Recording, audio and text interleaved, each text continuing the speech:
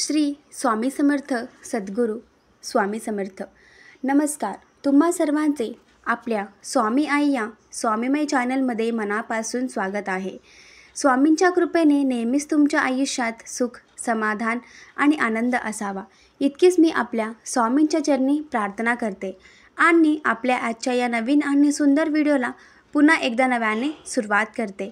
भक्तांनो, मी नेहमीच तुम्हाला आपल्या स्वामी आई या स्वामी चॅनलमध्ये भक्तांना आलेले श्री स्वामी समर्थ महाराजांचे दिव्य अनुभव सांगत असते. मात्र आज मी तुम्हाला हम गया नहीं जिंदा है या वाक्याची प्रचिती देणारा अत्यंत अद्भुत चमत्कार सांगणारा आहे.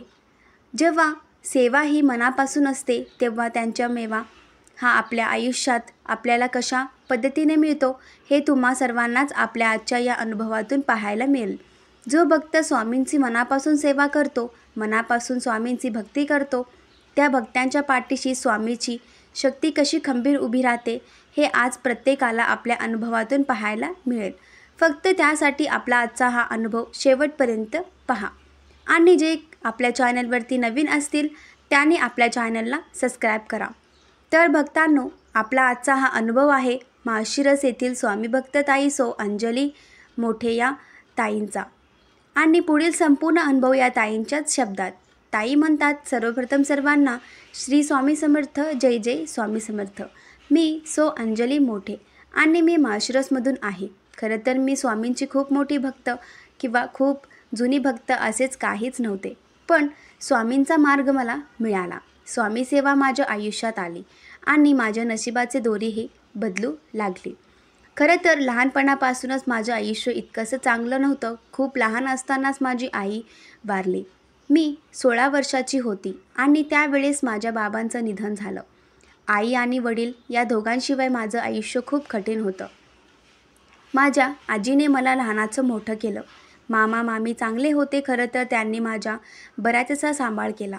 पण मामा गव्हर्नमेंट सर्वंट, त्यांची बदलीही पुण्यातील नामांकित MSCB ऑफिसमध्ये झाली आणि त्यामुळे तो तिकडेच शिफ्ट झाला. मग तिथून मी आणि माझी आजी असे आम्ही दोघेच गावी. मात्र 2 वर्षांनी माझी आजी देखील वारली. मग त्यानंतर मी पूर्ण एकटी, म्हणजे लहानपणापासूनच जो प्रवास होता तो एकटीचा होता आणि अत्यंत खडतर होता.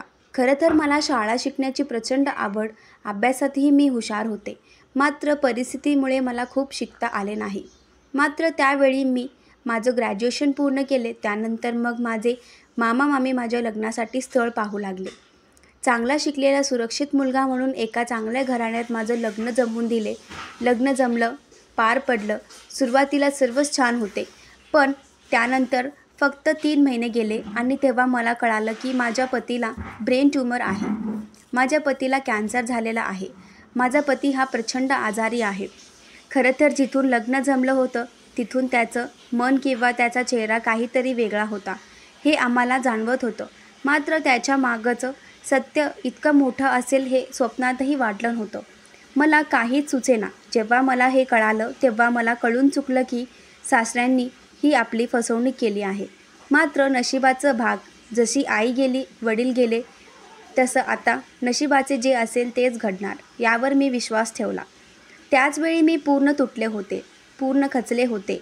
आता मला कुणाचा आधार नव्हता ना आता मला कुणाची आशा होती. मला काय करावे काहीच कळत नव्हते. मी शांत होते, मी रडत होते आणि त्याचवेळी समोरून रोडवरून एक गाडी गेली.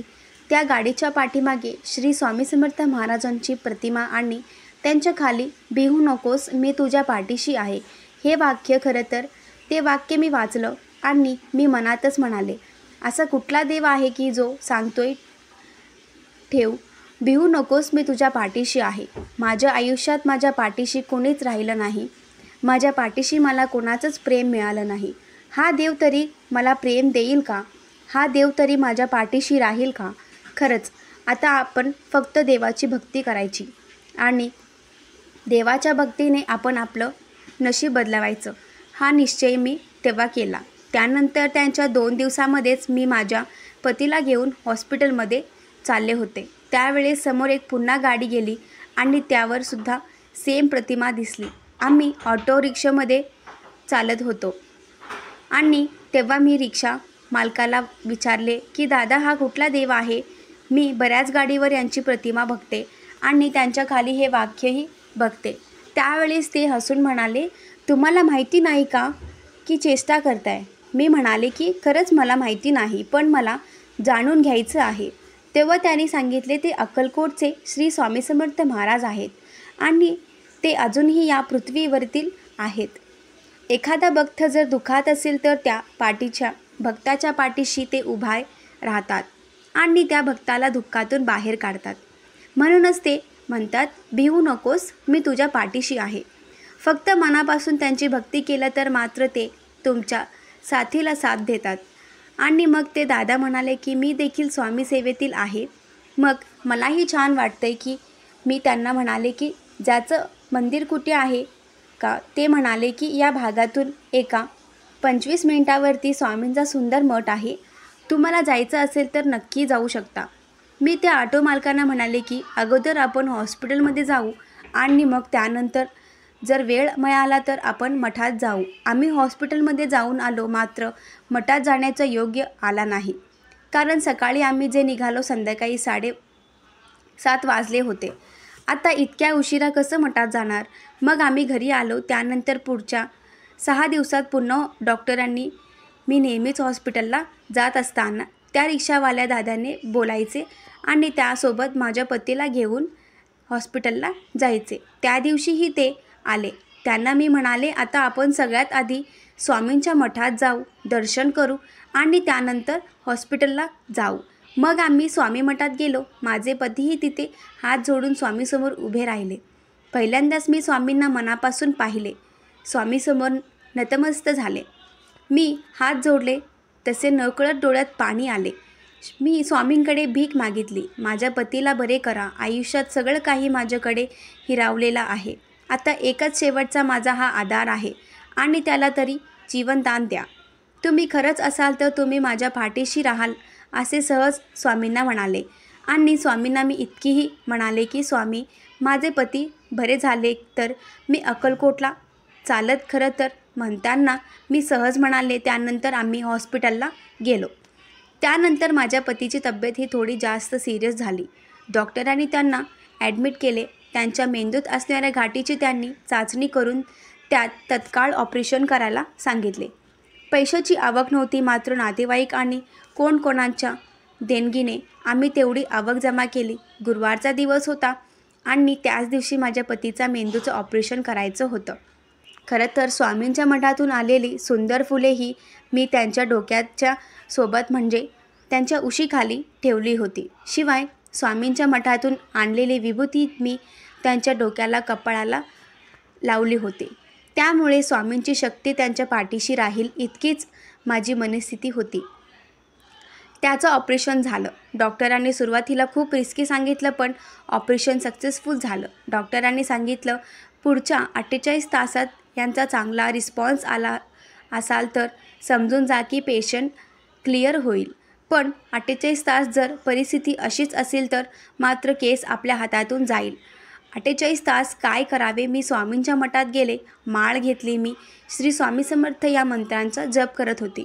महाराजांचा जप करत असताना मला फोन आला. तो फोन माझ्या नंदेचा म्हणजे यांच्या बहिणींचा होता आणि तिने सांगितले, दादा शुद्धीवर आलेले आहेत आणि डॉक्टर सगळं ओके आहेत असे सांगत आहेत, तुम्ही लवकर या. स्वामींचे आभार मानले आणि तशीच मी हॉस्पिटलला आले. डॉक्टरांनी सांगितले की पेशंट व्यवस्थित आहे. जवळपास 21 दिवस माझे मिस्टर हॉस्पिटलमध्ये होते.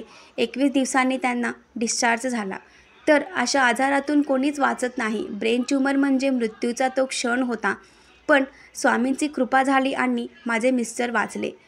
त्यानंतर मग आम्ही हॉस्पिटलमधून घरी आलो आणि जसं मी स्वामींना सांगितले की स्वामी मी अक्कलकोटला चालत येईन, तसं अवघ्या काही दिवसामध्ये मी अक्कलकोट वारी सुरू झाली. मी अक्कलकोटच्या दिशेने निघाले चालत. अगदी पायाला फोड येत होते.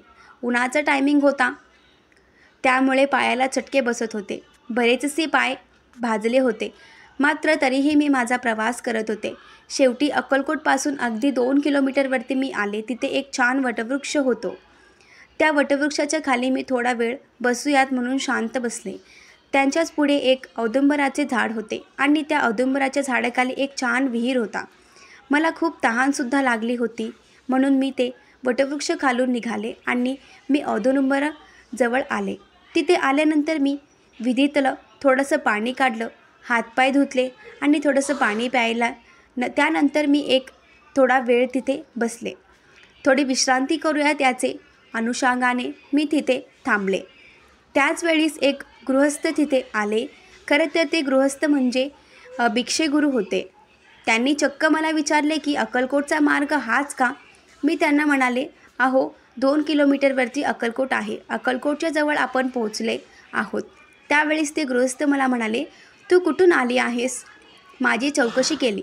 ताई म्हणतात, मी अगोदर थोडं दचकलेच. हे कोण आहेत आणि आपली इन्क्वायरी का करत आहेत? कारण की मी बाई होते आणि मी एकटीच होते, त्यामुळे साहजिकच मला भीती वाटणार. मी त्यांना म्हणाले, मी स्वामींचे भक्त आहे आणि मी स्वामींना भेटण्यासाठी आले आहे. तेव्हा ते मला म्हणाले, अच्छा, स्वामींना भेटण्यासाठी आली आहेस? मग ते म्हणाले की ठीक आहे, मग दर्शन घ्या आमचं आणि जा इथून परत. ताई म्हणतात, मी हसं आणि म्हणालो, अहो बाबा, मी स्वामींना भेटायला आले, मी भिक्षे करून भेटायला नाही आली. त्यावेळेस ते बाबा पुन्हा म्हणाले की हो का गं, पण आम्ही तुला स्वामीसारखंच आशीर्वाद देऊ, तू आम्हाला भेटून गेलीस तरीही चालेल. ताई म्हणतात, मी पुन्हा असले त्यांनी 2 वेळा सांगितले म्हणून मी त्यांना पायावरती डोके ठेवले आणि त्यांनी तथास्तु म्हणून ते निघून गेले. पुढच्याच 5 मिनिटांमध्ये ते जोरजोराने चालत गेले. ते गेल्यानंतर मी विचार केला की आता आपण शांत 5 मिनिट या झाडाखाली झोपूयात आणि निवांत थोडा वेळाने आपण पुन्हा पुढचा प्रवास सुरू करूयात. खरं तर उन्हामध्ये मला थोडंसं डोकंही दुखत होते म्हणून 5 मिनिटं तिथे चादर टाकून झोपले. जवळपास 15 मिनिटांनी मला जाग आली. विचार केला की आज झोपून चालणार नाही, आपण पुन्हा आपल्या वाटेला लागूयात. डोकंही बऱ्यापैकी आता दुखणं कमी झालं होतं म्हणून मी पुन्हा एकदा प्रवास सुरू केला. जेव्हा मी बॅग माझ्या हातात घेतली आणि खाली बघितले तर तिथे मी त्या बाबांच्या पाया पडले होते. तिथे चक्क चंदनाचे पाऊल उमटले होते. सुगंधी वास. मी विचार केला, जेव्हा मी इथे आले तेव्हा कसलाही वास नव्हता, मग आता सुगंधी वास कुठून आला? खाली बघितले तर त्याच्या चरणांचे पाय लागले होते. तिथे ते चंदन होते. मला तो चमत्कार सुरुवातीला कळालंच नाही. काय करावे तेही समजले नाही, पण नंतर मला समजले की ते बाबा जे स्वतः इथे येऊन गेले ते चक्क श्री स्वामी समर्थ महाराज होते. मी त्या पावलांवरती डोके ठेवले, खूप रडले. ते चंदन असणारे पाऊल मी हाताने जमा केली. एका ओंजळीमध्ये भरून ती माती मी कपाटामध्ये घेऊन घरीसुद्धा आले. खरं ते सर्व काही मी माझ्या बॅग्यात ठेवले. स्वामी मला तिथेच भेटले याचे खूप समाधान होते आणि पुन्हा पुढचा प्रवास सुरू केला. अक्कलकोटमध्ये गेले.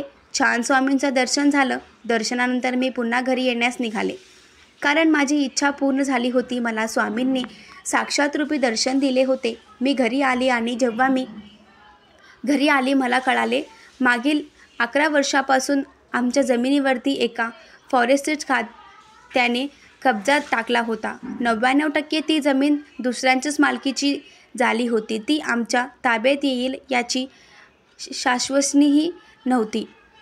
माझ्या आईवडिलांनंतर ती एकच प्रॉपर्टी माझ्या नावाने होती. मात्र त्यातही अनेक अडथळे होते. पण मी घरी आले आणि त्याच दिवशी ऑफिसमधून नोटीस आली आणि त्या जमिनीची पूर्ण मालकी ही मला मिळाली. आर्थिक चाचणीत असतानाच ही सर्वात मोठी बातमी मिळणं हे खूप मोठं. 18 वर्षापासून जी गोष्ट सतत मी देवाकडे मागत होते ती गोष्ट एका क्षणात मला मिळाली होती. त्यानंतर अवघ्या 6 महिन्यामध्ये मला आई बनण्यात सुख स्वामींनी दिलं.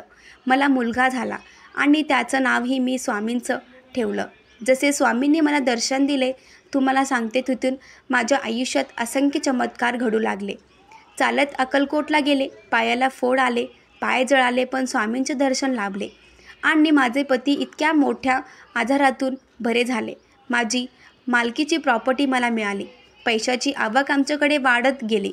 आजमध्ये माझे पती हे चांगल्या व्यवसायात कार्यरत आहेत. माझे पती मोठा व्यवसाय सांभाळत आहेत. आज आमच्याकडे कुठल्याच गोष्टीची कमतरता नाही. हे सगळं काही जे दिले ते फक्त स्वामींनी. आजही ती माती मी कपाटामध्ये बांधून माझ्या देवघरात ठेवली. दररोज त्या मातीची मी पूजा करत होते. आजही त्या माझ्या स्वामींचं सामर्थ्य आहे आणि स्वामी शक्ती माझ्या पाठीशी आहे. खरंच आयुष्यात खूप कठीण प्रसंग आले, मात्र स्वामींनी त्यातून मला सावरले. लहान असताना आई वारली, त्यानंतर वडील वारले, पण आई-वडिलांची कमतरता स्वामींनी भरून काढली. आज जेव्हा जेव्हा मी आई बोलते तेव्हा माझ्यासमोर स्वामी आई येते. आज तेव्हा बाबांची आठवण येते तेव्हा माझ्यासमोर स्वामी बाबा असतात. स्वामींनी माझ्यासाठी कधी आईचं रूप घेतलं, स्वामींनी माझ्यासाठी कधी बाबांचं रूप घेतलं. स्वामींनी माझ्या आयुष्यात प्रत्येक नातं निभावलं. खरंच स्वामी आहेत म्हणून मी आहे. माझा तुटलेला संसार वाचला. माझ्या आयुष्यात सर्व शून्य होतं, पण स्वामीमुळे आज सर्व काही पूर्ववत झालं. स्वामी शेवटी अफाट आहेत. स्वामी शक्ती अगाध आहे. स्वामी आहेत म्हणून फक्त आणि फक्त मी आहे. श्री स्वामी समर्थ भक्तांनो, अत्यंत रोमांचक, अंगावर शहारे रेंगणारा आजचा हा अनुभव तुम्हाला कसा वाटला कमेंट करा आणि असेच पुढचे अनुभव ऐकण्यासाठी चॅनलला सबस्क्राईब करा. श्री स्वामी समर्थ. जय जय स्वामी समर्थ.